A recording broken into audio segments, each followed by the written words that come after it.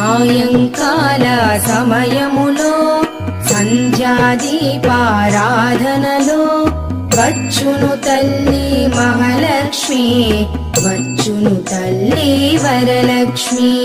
కాళ్లకు గజ్జెలు కట్టింది, మెడలో హారము వేసింది, పిలచిన వెంటనే పలికింది, అడిగినదంతా ఇచ్చింది.